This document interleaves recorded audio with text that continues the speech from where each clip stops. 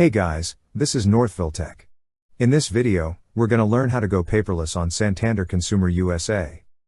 If you don't have a Santander Consumer USA account, we will put a link in the description below for you to sign up. But if you already have an account, just open the website, then click Sign In.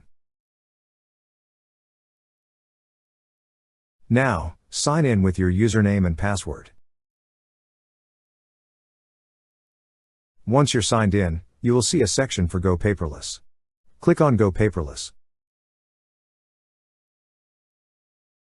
Under Statements Preferences, you will see two options, Electronic and Paper. To go paperless, click on the radio button beside Electronic. After that, click on Save. That's how you go paperless on Santander Consumer USA. Thank you so much guys for watching, and if you have not yet subscribed to our YouTube channel, please subscribe to our YouTube channel as we create tech videos almost every day. Also check out our website northvilletech.com for great tech articles, and our recommended resources in the description below for various sign-up bonuses.